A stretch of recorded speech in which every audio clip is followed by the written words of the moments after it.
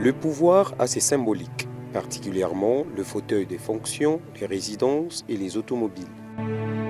Ainsi, les hommes politiques connus n'ont pas marqué leurs ères exclusivement par des actions qui sont restées dans l'histoire de notre pays.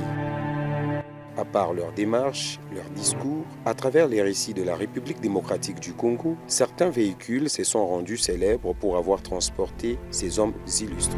Tout comme la funeste Cadillac Lincoln qui transportait le président Kennedy lors de son assassinat le 22 novembre 1963.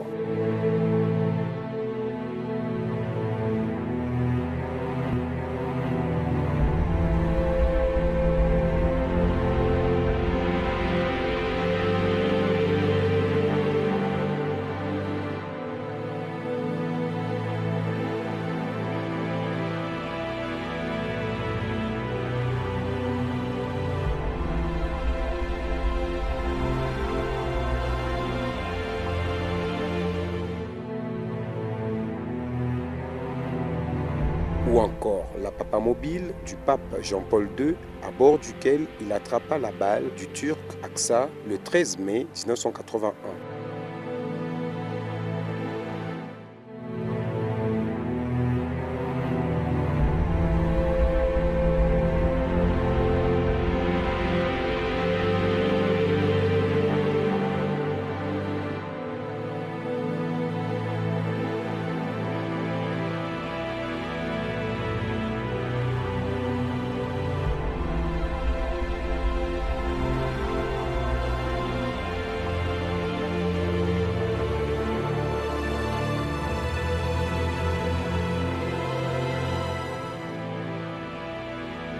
On ne peut donc relater la réalité de la République démocratique du Congo sans évoquer ces voitures qui ont eu le bonheur et le destin de transporter des hommes célèbres.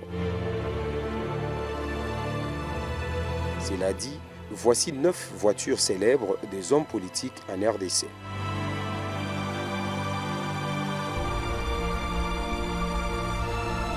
La première automobile en RDC et également la première en Afrique centrale reste celle introduite au Congo en 1904 et transportée M. Fischer, représentant du roi Léopold II et responsable territorial basé à cette époque dans la capitale de Boma.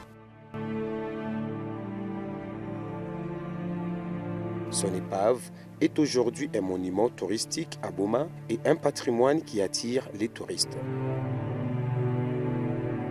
On oublie souvent de parler de la coccinelle du Premier ministre Patrice Emery Lumumba lorsqu'on raconte l'histoire tragique de sa fin.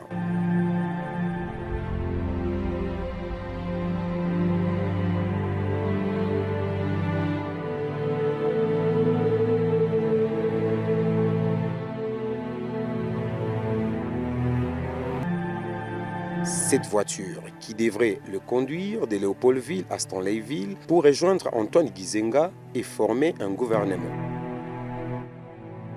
Lumumba va réussir à traverser le Kwilu en passant par Bulungu et Mangai, mais il sera rattrapé sous l'autre rive par le soldat de Mobutu qui débarque du Bac. Ceux-ci vont le ramener à Port-Franqui, bien sûr.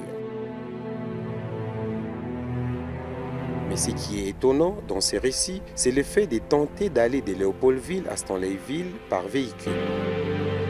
En se référant aux témoignages, il se peut que les routes de l'époque, bien qu'en terre battue, fussent bien entretenues pour espérer aller de Léopoldville à Stanleyville, aujourd'hui de Kinshasa à Kisangani en véhicule.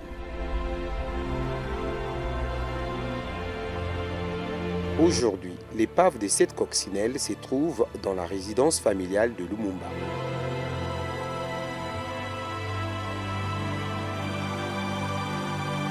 Le Chevrolet type Impala, une marque américaine, était donc la voiture officielle du roi du Katanga. Monsieur le secrétaire général, je crois qu'il s'est trompé.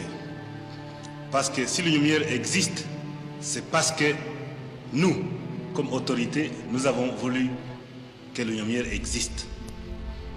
Je peux vous citer l'exemple de la Forminière, qui est une société installée depuis 1905 qui a fermé ses portes d'État.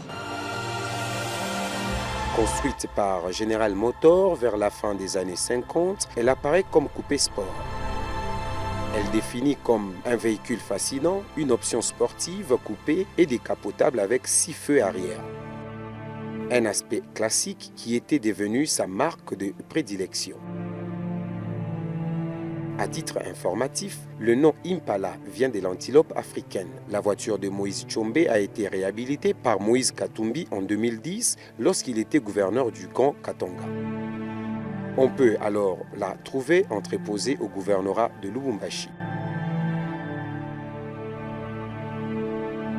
Moi, Mobutu Sese Seko Kukumbendu Wazabanga, je jure d'observer la Constitution et les lois du Zaïre.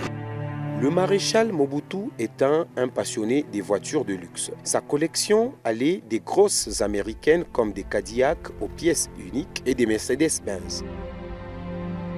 Il avait aussi une collection des Mercedes 1000 qui étaient rares en circulation dans le monde et aussi des Mercedes limousines avec 3 portières de chaque côté. Mobutu le bâtisseur, Mobutu le créateur, Mobutu Sukisa, Mobutu Les gens qui chantaient, qui dansaient, disaient ben, nous allons vous voter à 500%. Ailleurs, on disait à 1000%. Certaines de ces voitures de luxe ont été transportées à Kigali comme butin de guerre à l'entrée de l'AFDL. Mais les derniers souvenirs qu'il a laissés aux Congolais est la Cadillac qu'il a conduit jusqu'à l'aéroport de Njili pour quitter Kinshasa à destination de Gbadolit alors que les troupes de l'AFDL s'est rapprochaient. Cette voiture a été ensuite conduite au centre logistique du Konkokolo. À l'instar d'autres souvenirs du maréchal Mobutu comme la résidence du Mont Galima, des Kawele ou des Lansele, qui ne sont que des décombres aujourd'hui, cette voiture, qui devrait faire partie du patrimoine historique de la RDC, a été cannibalisée. Bien qu'aujourd'hui plusieurs de ces pièces ont été récupérées, il n'en reste que la carcasse.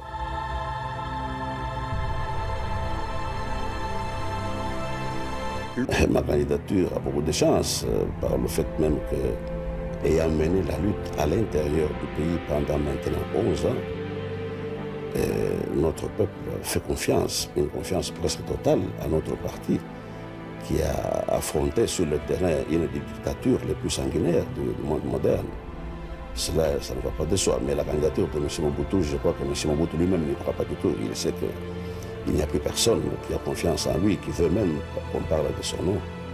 Donc ça, c'est toujours une de ces tactiques de M. Mobutu pour montrer à l'opinion qu'il a encore un mot à dire au pays, pendant qu'il sait très bien que personne, tout le monde exige son départ. L'opposant historique au maréchal Mobutu, Étienne Tshisekedi, ne sortait que très exceptionnellement à Kinshasa.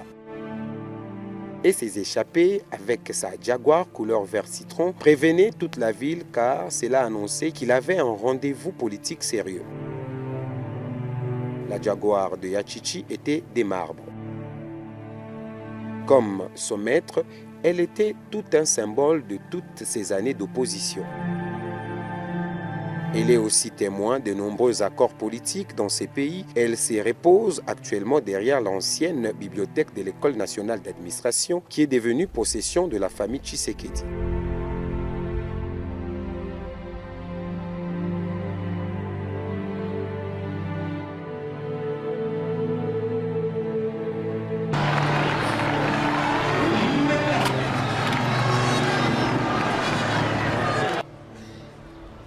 Na wengine kama nye watu wa huku Lubumbashi huku mnawajua sana, wanaokulaka naye maana ni wandugu zenu,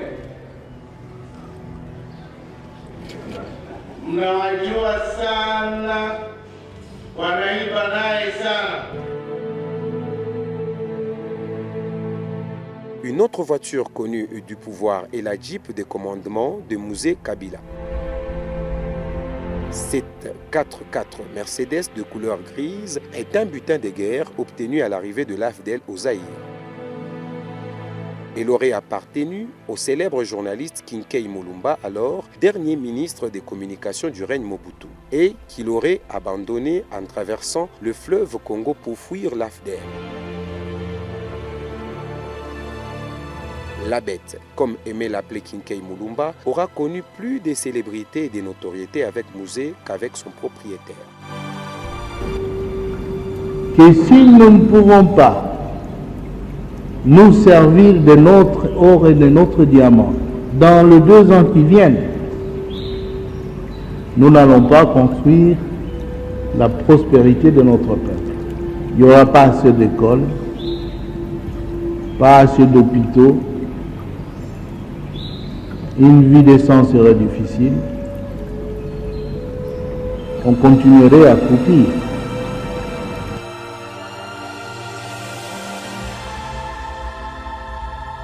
La Jeep Mercedes blanche de Jean-Pierre Mbemba, vice-président au régime 1+4, a aussi marqué l'histoire de ce pays.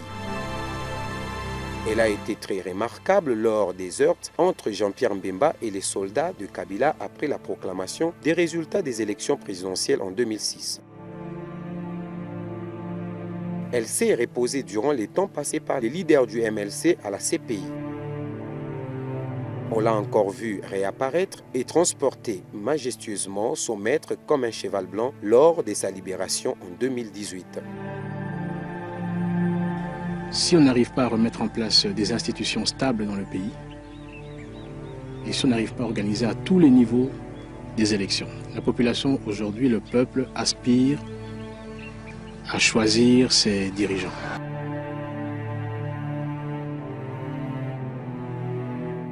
Je réaffirme donc que désormais, les élections en République démocratique du Congo seront réellement une affaire de souveraineté et qu'elles seront en conséquence entièrement financées par l'État congolais. Semblablement à son père, Joseph Kabila a lui aussi roulé Mercedes. Les Raïs s'en est procuré toute une collection de couleurs noires. Elles sont stationnées dans toutes les villes que l'ancien président a l'habitude de fréquenter. Et il a toujours été le plus souvent lui-même au volant.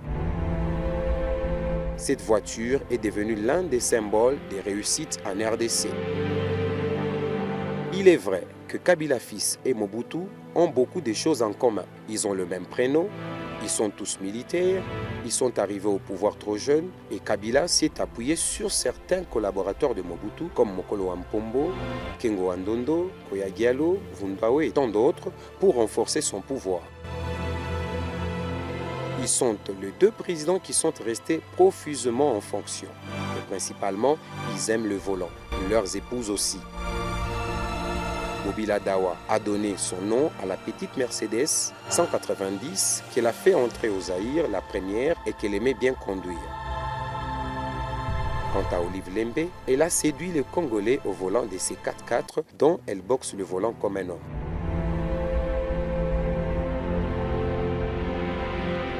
Conscient en tout cas d'avoir la responsabilité de millions d'âmes et on se pose des questions sur les sacrifices qu'il faut faire par rapport à certaines habitudes qui n'entrent pas dans le cadre de l'intérêt supérieur de la nation. Donc on essaye d'entrer dans la peau de président et de s'habituer à la fonction.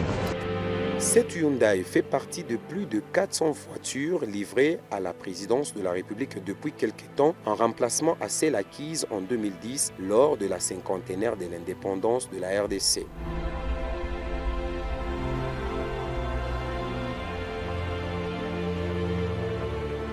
Le véhicule officiel du président de la République, Félix-Antoine Tshisekedi, devient cette Hyundai sud-coréenne à la place de la Jeep Mercedes blindée.